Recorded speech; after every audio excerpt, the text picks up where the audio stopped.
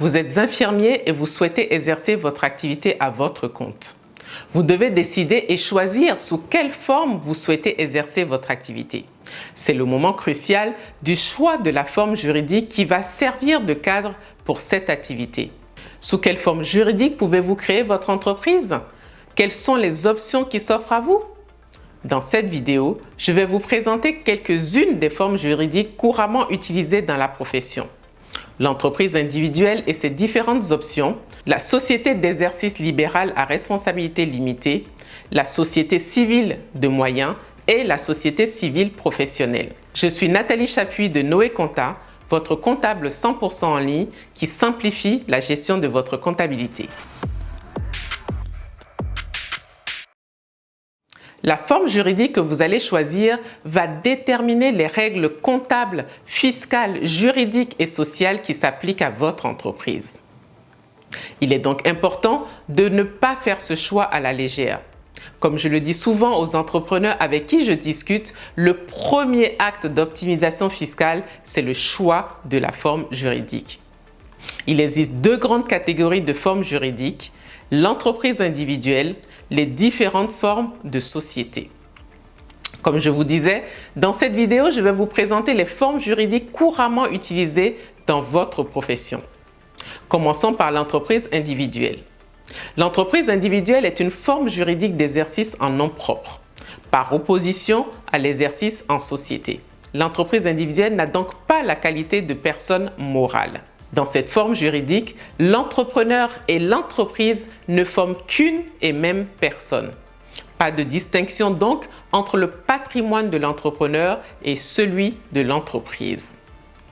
La création d'une entreprise individuelle a l'air très simple en apparence, mais il faut tout de même faire attention à ne pas se prendre les pieds dans le tapis. Pour avoir l'assurance de partir sur des bases solides, il est recommandé de se faire aider par un professionnel afin de prendre les bonnes options. En effet, quand vous créez une entreprise individuelle, plusieurs options s'offrent à vous. L'EIRL à ne pas confondre avec l'EURL. L'imposition à l'impôt sur les sociétés ou encore la micro-entreprise. Tels sont les choix que vous avez à faire quand vous créez une entreprise individuelle. Encore une fois, pour bien comprendre l'impact des différentes options sur vos obligations comptables, fiscales, sociales et juridiques, il est recommandé de vous faire aider pour la création de votre entreprise individuelle. Entrons maintenant plus en détail dans les différentes options. Premièrement, l'EIRL.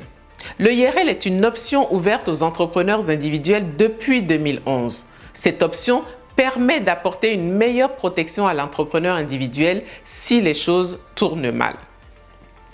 Du coup, sans être en société, l'entrepreneur individuel peut mettre son patrimoine personnel à l'abri des aléas de l'activité professionnelle. En clair, il faut établir une déclaration d'affectation du patrimoine. Et c'est le patrimoine affecté uniquement qui servira pour rembourser les dettes.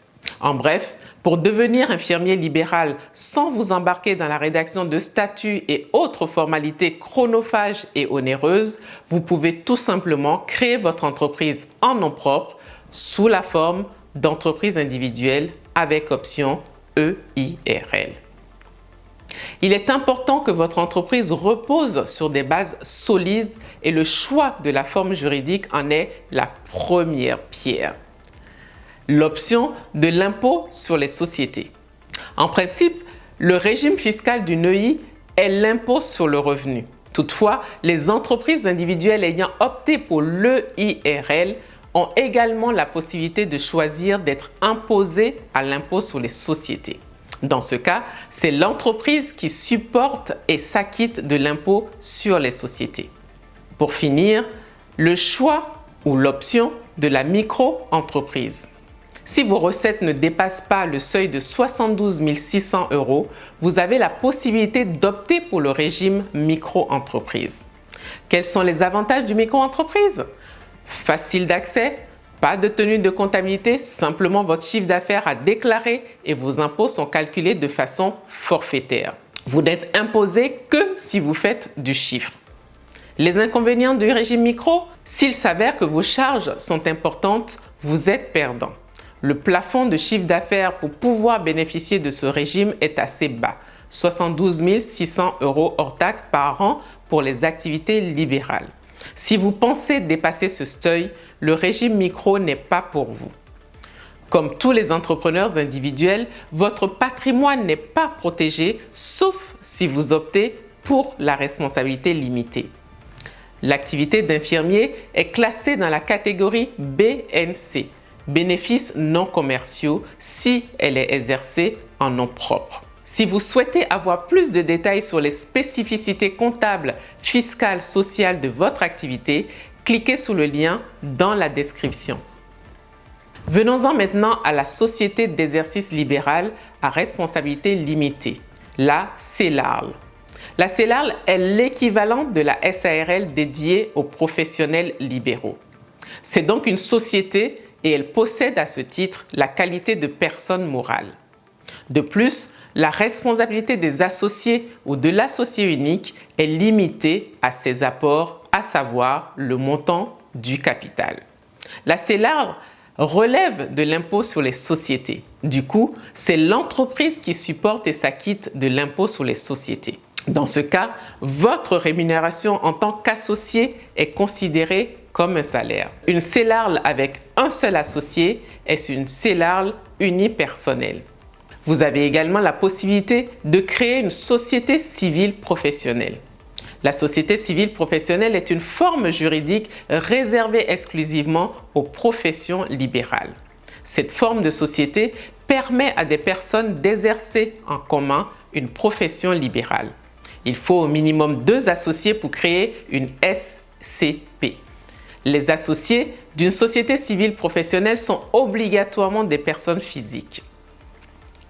La création d'une SCP est subordonnée à l'obtention d'un agrément. La SCP doit être dotée d'un capital social, mais il n'y a pas de minimum exigé. Le capital peut être composé d'apports en numéraire, espèces, chèques, virements bancaires ou en nature, apport de matériel, apport de clientèle ou encore d'un droit au bail. Dans la SCP, le bénéfice est calculé au niveau de l'entreprise. Il est ensuite réparti entre les associés selon la part de chacun. Ce sont les associés qui sont ensuite imposés à l'impôt sur le revenu. Dernière société que nous allons voir dans cette vidéo, la société civile de moyens. La société civile de moyens est également une structure juridique réservée aux professionnels libéraux. Cette fois, la SCM permet une communauté de moyens avec un ou plusieurs autres professionnels. Exemple, les locaux, le personnel ou encore le matériel. La SCM n'exerce donc pas d'activité en tant que telle. Une SCM peut être créée entre professionnels libéraux de secteurs d'activité différents. Chaque membre de la communauté conserve son indépendance fiscale et sociale et peut déduire de son résultat les sommes versées à la SCM pour son bon fonctionnement. Il faut au minimum 2 associés pour créer une SCM et comme pour la SCP, la SCM doit être dotée d'un capital social, mais il n'y a pas de minimum exigé. Le capital peut être composé d'apports en numéraire, espèces, chèques, virements bancaires ou encore d'apports en nature comme du matériel, une clientèle ou encore un droit au bail. Toutes ces formes de société ont des avantages et des inconvénients. Si vous souhaitez que je fasse des vidéos pour plus de détails sur ces formes de société, n'hésitez pas à me le dire dans les commentaires. Si tous ces détails techniques vous donnent la migraine, faites-vous accompagner par des experts pour vous aider à y voir plus clair. Pour plus de détails, laissez-nous vos commentaires. J'espère que cette vidéo vous aura été utile. Si vous avez des thèmes que vous souhaitez que j'aborde dans les prochaines vidéos, n'hésitez pas à me laisser vos idées dans les commentaires. Je vous dis à très vite et d'ici là, portez-vous bien et gardez le cap.